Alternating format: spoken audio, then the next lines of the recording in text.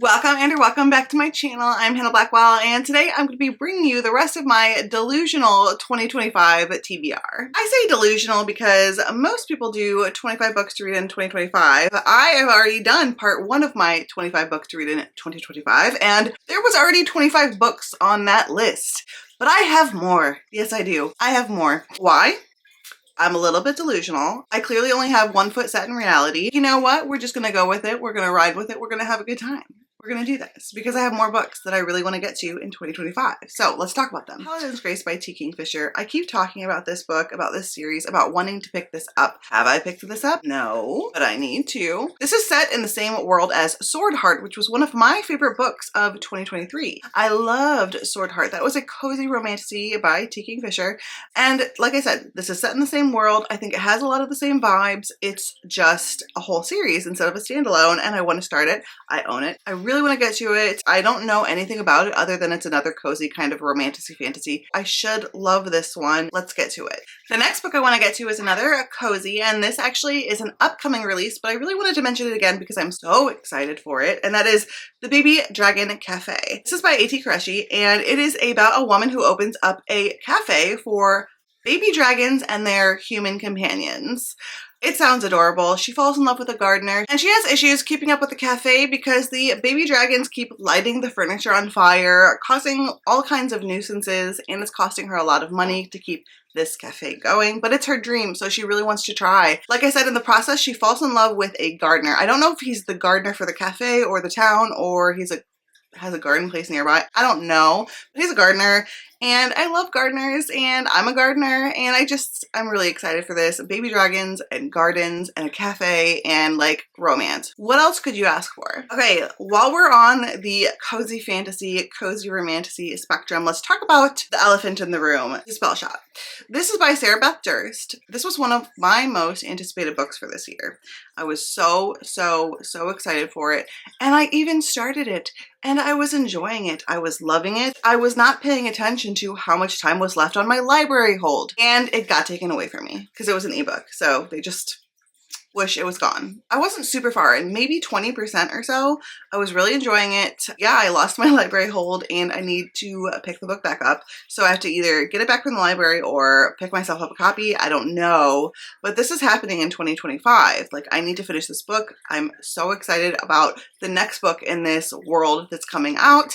And I was really cute. I was really impressed by the imagination that Sarah Beth Durst had. She was bringing in a lot of characters and creatures and beings, different magical beings that were so unique and I hadn't seen in any other books. I was so intrigued. I was so loving it. So in this one we have a librarian, and one day there's a rebellion, and she escapes to a far off island where she was born, and she tries to restore her deceased parents' home. And she ends up deciding to open up a spell shop. She brought all of these illegal magical books from the library that she's trying to protect, and she decides to sell spells illegally. And the front for her business is a jam shop. Can you get any cozier? I don't know. I don't think so, but I was really enjoying it so far. She's a sentient spider plant as a companion. He was freaking hilarious, and I loved their banter back and forth and their relationship. I was really liking the love interest. He was super sweet and awesome, and I want to continue. Okay, another cozy fantasy I really want to read is a book that I do need to pick up from the library, actually. I requested it, and it just came in, so will I read it before the end of this month? I'm not sure, but it may be at the beginning of next month. I think I'm going to have it on my January TBR, and that is Teller of Small Fortunes by Julie Long. This is a cozy fantasy about a girl who can give out fortunes. Like, she can see the future, but she can only see small things that don't matter super. Like, it's not like end of the world stuff or like who's going to be the next president kind of things. They're little things, really small fortunes, small tidbits of information. And so that's what she does. She goes around telling small fortunes to people, And at some point throughout the book, she starts gathering companions along the way, making friends. So I think there's a found family trope as well in this. And it just sounds adorable and really sweet and right up my alley. It's kind of giving me a Psalm for the Wild Built vibes. That is by Becky Chambers, and it's giving me kind of those kind of vibes. So I'm hoping I love it as much as I loved that one, because I really adored that book. And the last cozy-ish fantasy that I have on this list is Trust of the Emerald Sea by Brandon Sanderson. I have been wanting to read this. Me and my husband bought each other for our anniversary the whole year of Brandon Sanderson, so we have the special editions. I put Yumi on my romantasy bingo board TBR, but I also do want to read Trust. Those are the two of his Year of Brandon Sanderson special edition books that he put out that seem to have the most excitement, that people really seem to love the most. So I really want to read those two for sure.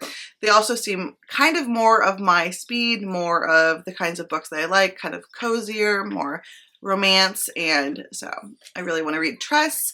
This is about a girl who ends up having to go on a mission to save the male love interest. It's a rescue mission, but the heroine is about to save the guy, so I think that sounds really cute. I did actually listen to the first couple of chapters on his YouTube channel when he was like reading them on his YouTube channel, and I listened to those first few chapters and really enjoyed them. So I get the writing style. I'm liking the writing style. It's different from his other work. I'm really looking forward to it. Okay, so the next one that I really want to read is actually a reread. I really would like to read The Jasmine Throne again. This is by Tasha Suri. It's an epic fantasy. There is a sapphic romance in it, and it is Indian inspired, and there's really, really cool plant magic in this book.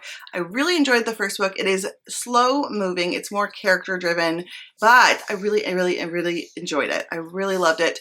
And I want to continue on in the series. I do have book 2, and the third book in the trilogy is now out, but it has been too long since I read the first book, so I need to reread it. I would like to ideally read the first book and then finish out the trilogy all in 2025, so that I'm like starting and finishing series. That's one of my biggest goals, I think, for 2025, is to really be continuing on and finishing out series. If it's not a series I want to continue, then I need to DNF it. Like, usually I'm pretty good about DNFing series. Like, I don't keep like track of them. I don't have like an Excel spreadsheet. For me, that's too much. I know some people really enjoy doing that, which is really great for you guys. And I wish I enjoyed it because I think it's really cool. I just don't. I just know in my head that I'm not continuing on those series, but there are some that I'm unsure of, some that have been a while, and I just need to like continue on in the ones that I know I really want to continue on in. And some of that is going to involve a reread. So this is one of those. I need to reread Jasmine Throne and continue on. This is multi-POV. There's a princess who's being imprisoned in a tower, and one of her maidservants is also kind of not a spy, but like she's got other motives. It is a romance between the two of them, and obviously then also a political fantasy plot as well. So it's really good. I need to continue. And then one epic fantasy series that I would like to start in 2025. I think I've talked about this in other TBRs in the past, but Shadow of the Gods by John Gwynne. I really enjoyed The Faithful and the Fallen Quartet. I'd really like to read his Norse-inspired epic fantasy trilogy. There are dragons and I don't know what else in here. The covers are really, really cool, and I'd like to read them. I do own the audiobook and I own the first book physically, so I have everything I need to be able to read and enjoy it. I, at one point, started it, and I think it was during a car ride. I was listening to the audiobook, and it just wasn't what I wanted to read at the time, so I kind of put it down. But I do still want to read it, so I need to pick that one up. This is also a multi-POV political epic fantasy series. John Gwynne writes a little bit more violent of epic fantasy, and it tends to be historical in feel, violent, lots of fighting, a little bit grisly, fun time. I enjoy his writing, so I like Norse-inspired books. I want to read more of them. I've been really getting into them, so that's going to be a fun one, I think, for me. Okay, and then I do actually have 2 more fantasy romance that I did not mention on my 25 fantasy romance or romantasy books that I wanted to read via my bingo board, but I'd really like to continue on in the Dokiri Brides series. So I read Sven the Collector, which is the prequel novella. Each book in this series follows a different couple. It is Norse-inspired wyvern riders. They are barbarians, and The first one, like I said, is a novella. It's enemies to lovers, captor captive, and then the captor captive switches and she takes him captive, which is really fun. So I do own Hole in the Solace, and that's the first full-length novel in this series, and I want to read it.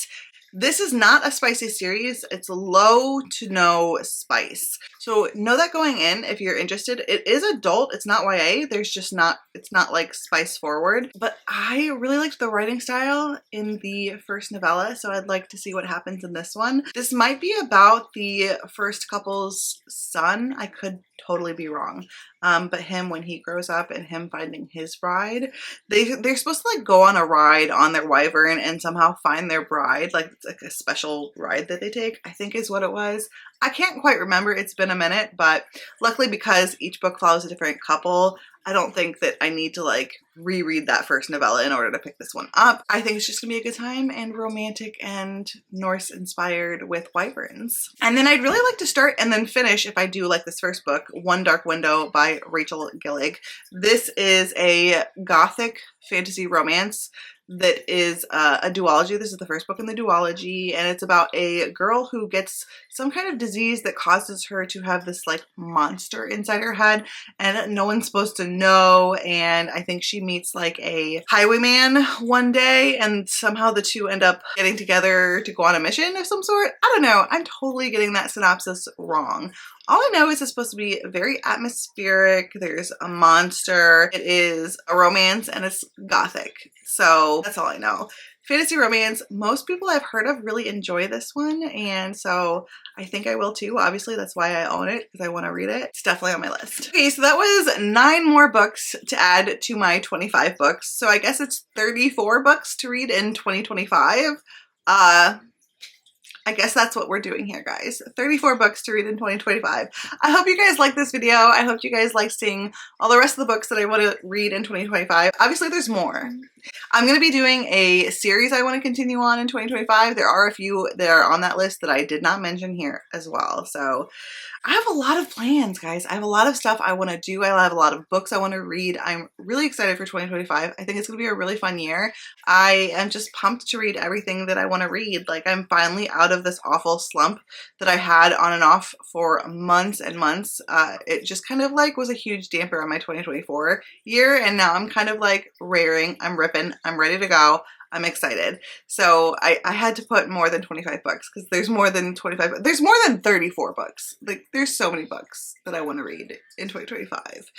It's going to be a good year, guys. It's going to be a good year. What is one book that you need to read as soon as possible in 2025? Let me know. If you like this video, click the like button. And until next time, fellow readers, keep reading and living your best life.